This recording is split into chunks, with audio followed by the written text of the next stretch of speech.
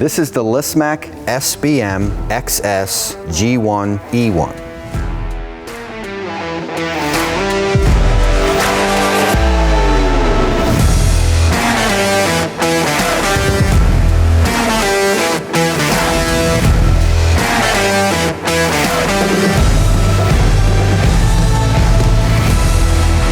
When processing small parts, this machine gives you the advantage of being able to do very small parts in rapid succession, as opposed to putting your very small parts in a tumbler and leaving there for potentially for hours. We can have parts done here in quantity in a matter of minutes. If your application includes processing small parts, I recommend the SBM-XS G1E1. The SBM is steel brushing machine. The XS means it's extra small or for small parts. The G1E1 refers to the G1 grinding element, one on top, one on bottom. The E1 edge rounding element, one on top, one on bottom. And the 300 references an 11.5-inch wide working width, which is represented here. This machine is designed to do small parts, top and bottom, in a single pass. It can also process your larger parts in a top-only configuration with a quick transition. This machine is suitable for non-ferrous material, your aluminum, your stainless steel, because this one is equipped with a vacuum table. We also have the machine equipped with a magnetic table for your ferrous materials. With this machine, you load from the front and it is conveyed through the machine. The part is turned over with our turning device and then conveyed back to the front of the machine, so the same operator that is loading it is also managing the unloading of the machine at the same time. This machine is also equipped with a dust collector. Now let's go take a look inside and see how this machine is configured.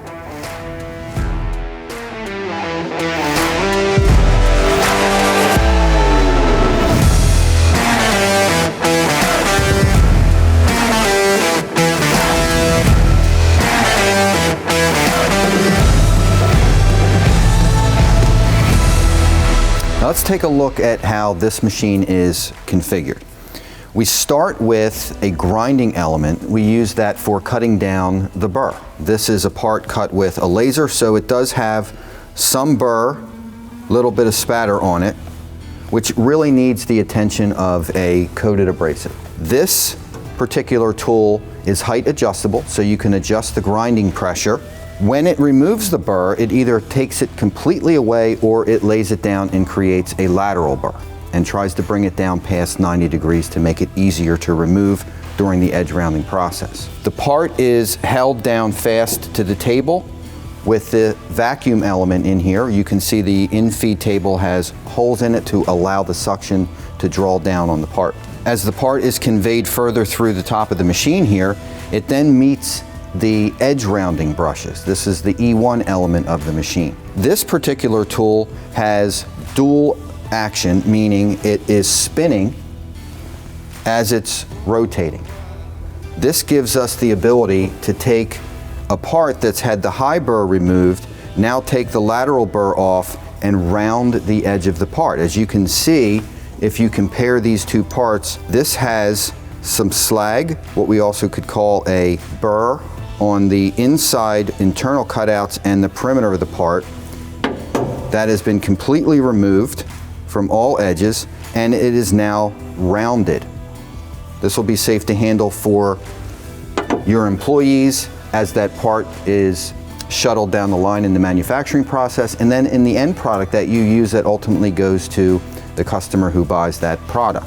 Once it is processed by the E units or the edge rounding units, it is then conveyed into what we call our flipping device.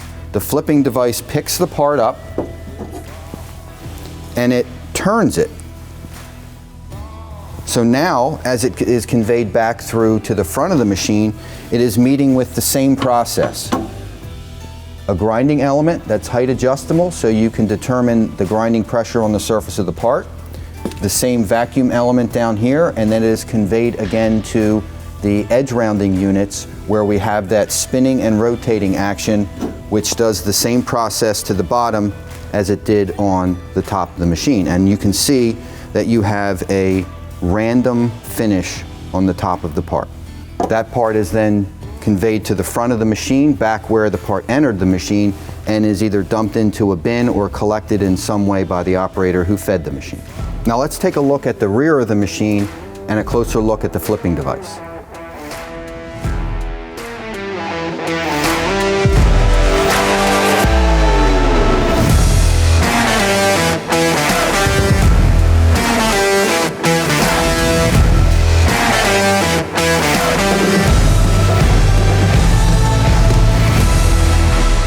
At the rear of the machine, we have a flipping device.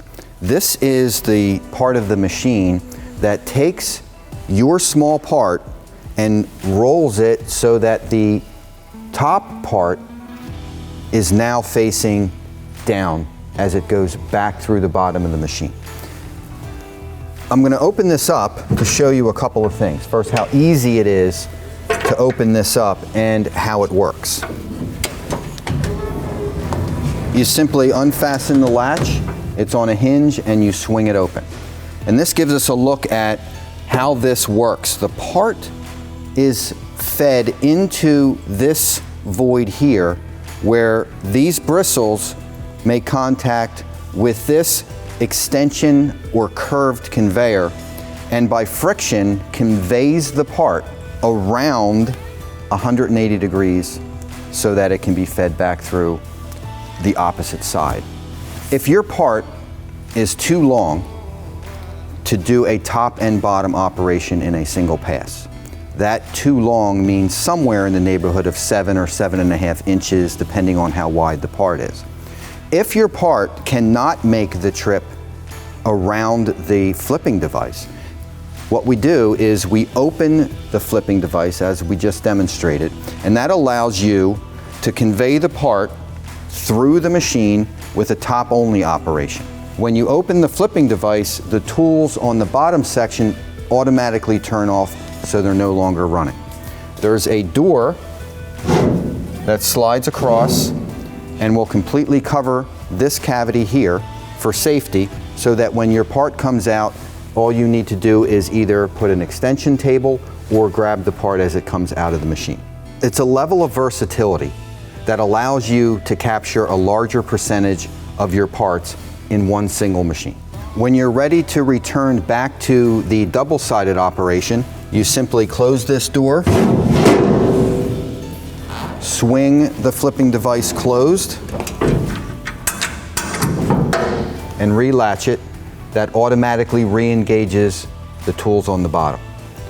One other thing to mention back here is we also have an emergency stop button at the rear of the machine.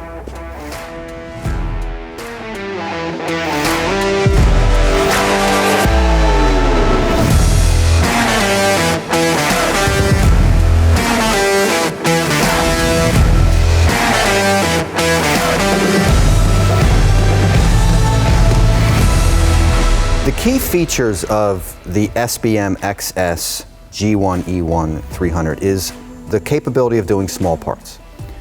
That in and of itself is a huge advantage for customers who have an array that includes very small parts that they can't typically process in a larger machine.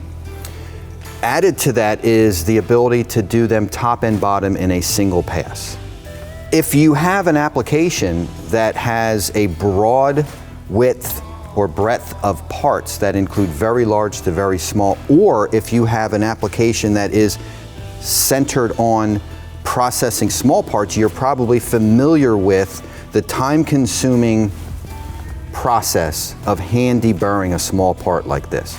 To take a part like this and make it look like this with a manual process can take from several minutes to several hours, depending on how you're doing the part, what you have to address on the part, and if you're putting it into a tumbler machine. Vacuum table is available for your non-ferrous parts. A magnetic table is available for your ferrous parts. The machine comes standard with a dust collector, so the package that would come to you would be the machine with the dust collector and the ductwork to connect the two together. The controls are very simple. We have them laid out so that you can address your part thickness here with a readout and a joystick. The speed is variable. How fast the part goes through the machine is going to be based on the results that you want. We also have the ability to select tools. That is another key feature of this machine.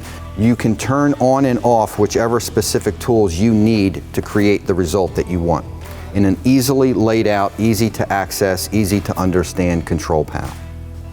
This is one of the machines in the series that creates the LISSMAC edge.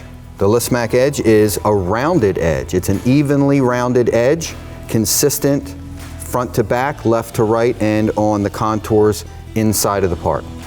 If you're interested in learning more about how you can get the LISSMAC edge, feel free to reach out. We'd be happy to talk to you.